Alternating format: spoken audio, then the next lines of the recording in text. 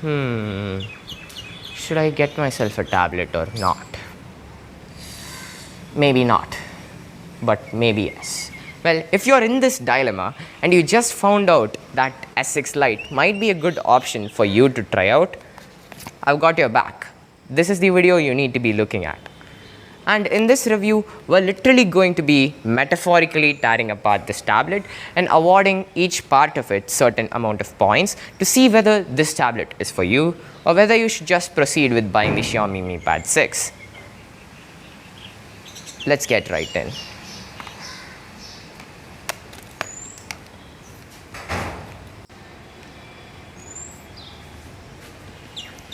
The S6 Lite was given to me by my mother for the occasion of me completing my board examinations at 10th grade.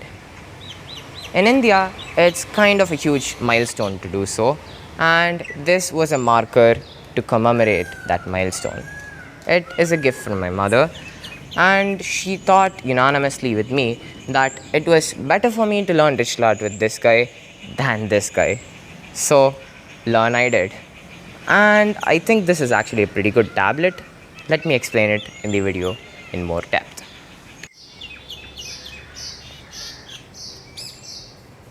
Let's start off with the most Indian comparison metric between gadgets, which is nothing but price. The price of this device is about 31,000 rupees if you look at it in terms of MRP, but in reality, the device only costed me a price about 25,000 rupees, which is actually very payable. This would translate to $300 outside of India. And what price is the Xiaomi Pad 6? Well, let's take a look at that. Okay, it doesn't take much of a Google search to appreciate the fact that the Xiaomi Mi Pad 6 goes off at a price about 26,999, which is essentially lesser than the MRP of the S6 Lite. But you can't compare a discounted price with the normal price of another device. I bought the S6 Lite for 25,000, so I could say this is cheaper than that too. What we're really talking about is the MRP. The MRP of this device is 40,000, and it houses a flagship SoC, which is basically the Snapdragon 865, an AMOLED display. It also has a pen coming with it. But Xiaomi has one major problem. They have a shit ton of advertisements in the UI. Not many people like this, but if you're one of those people who'd be okay with advertisements, I'd say go with the Xiaomi. That's actually better for you. But if you want to do artist stuff, 2D artist thingies, and customize your device and have a Samsung product in your environment, this is a good one.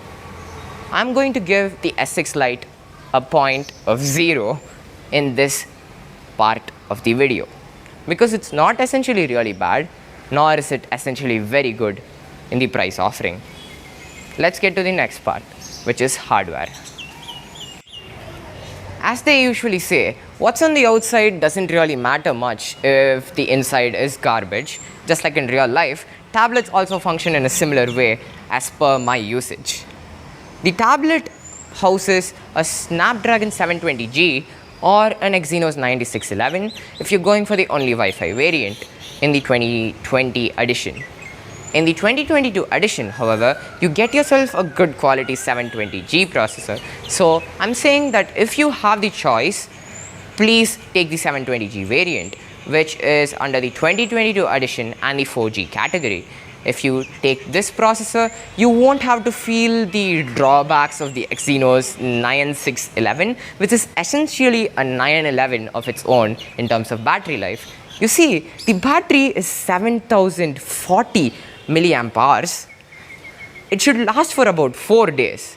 You want to know how much time it lasts for? It lasted me a day and a half while I'm freaking animating 2D. It's kind of really weird that it takes a lot of resources to do that, and I'm pretty sure it doesn't, and I'm pretty sure it's because of the exynos chipset and the exaggerated 1200 times 2000 pixels per inch display. No, not per inch, but the display is of that resolution. It's essentially a 2K display, and it is good for media consumption. I must say that. Every Sunday I watch an anime I'm pretty sure that I love it when I'm watching it on this. I don't need headphones to watch it on this as well, because the sound quality from the stereo speakers is also good enough. At this price segment, I think Xiaomi could do a better job of sound, but I haven't tested it out myself, so I can't speak for that. But these are a good pair of stereo sounding speakers.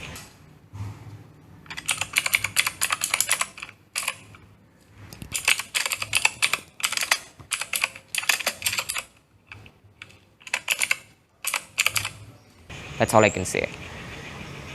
If you want good battery life, just go for the 720G version. The RAM in this guy is 4 gigabytes.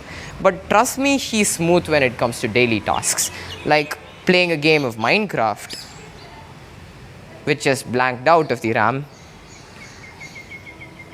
It is good enough for playing video games, but it is not good enough for editing a 4K video on LumaFusion on your tablet. It is definitely not for that purpose. It's more focused on people who want to like draw and do 2D things. The RAM can take in a 6-chunk world generation as per my experience, and we're going to test out exactly that.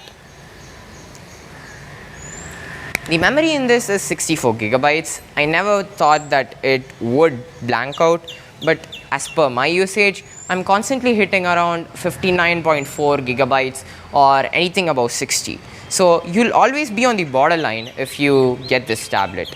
You need to remember that. It's not much of a problem from a technical standpoint. You can just delete a few things and you can get rid of that space. There's even cloud nowadays. This also has support for an SD card. See, Minecraft just generated a world for us to play in, and we're going to test that out right now. I think you can see it pretty well here.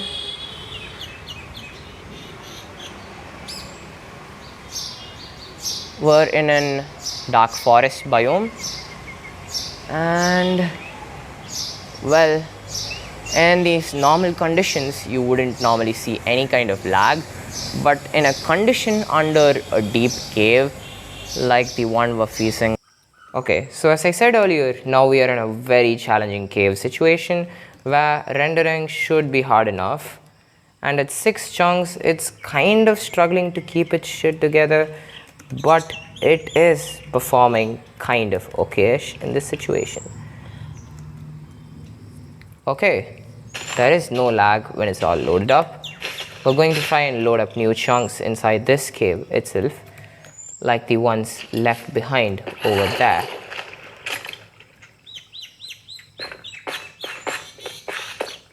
Let's try going behind there.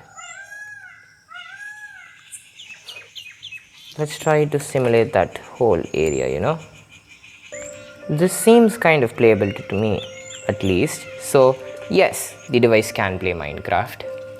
And at the end of the day, although this device can only play so much games, this can do a few cool things, like Samsung DeX, for example. Let me actually show you how Samsung DeX looks.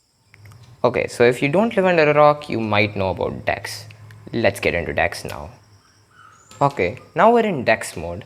The full power of DeX mode is that I can write reports after I analyze my YT Studio as I take it apart into windows. You can now do this in the normal UI, but in DeX mode it is specialized. So if I wanted to make some research on this video that I did on my other channel, I can go ahead and start typing out with my keyboard. This is exactly why it is useful to have yourself a nice keyboard that acts like a significant other to your stylus. So I can say this video got 21 views and 0.6% out of whom YouTube showed it to, showed it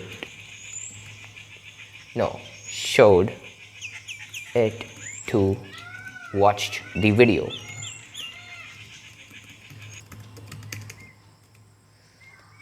Okay, is it just useful for these party tricks?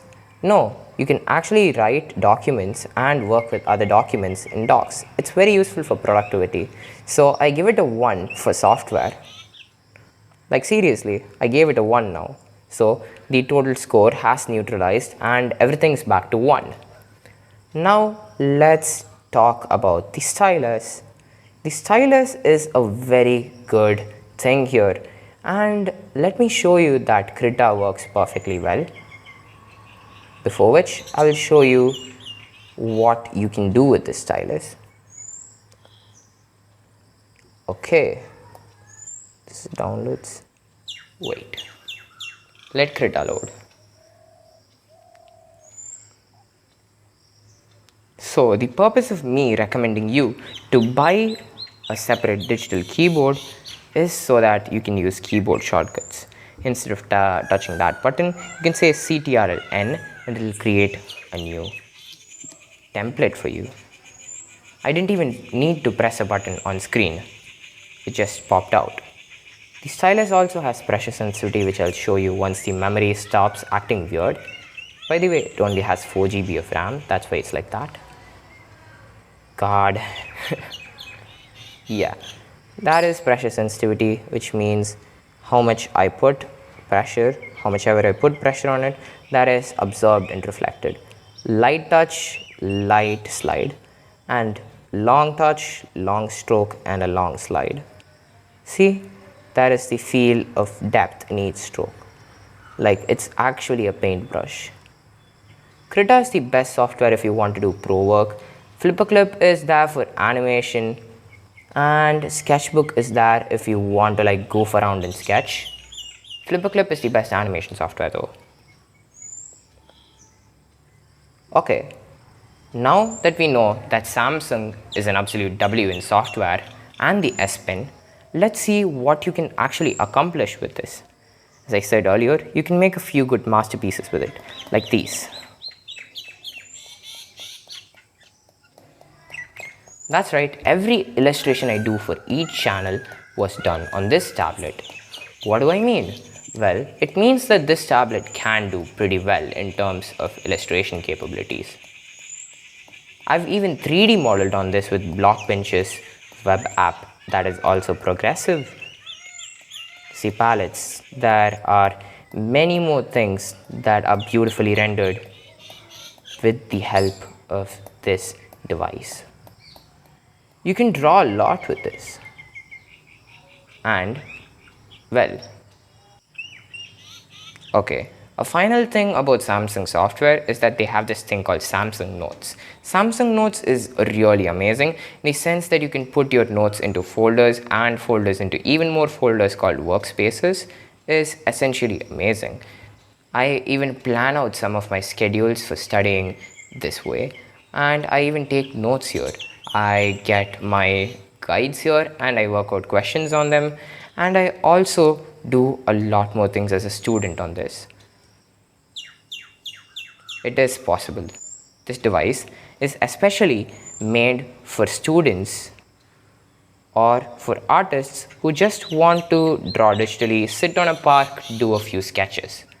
This device can also help you create absolute W masterpieces like I showed you earlier.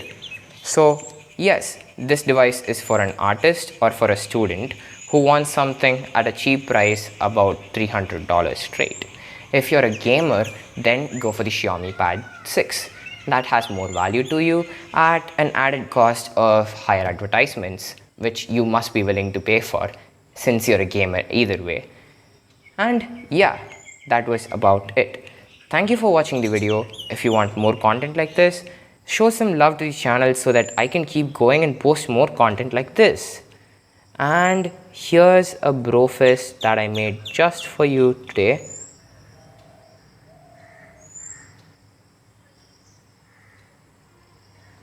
And bye.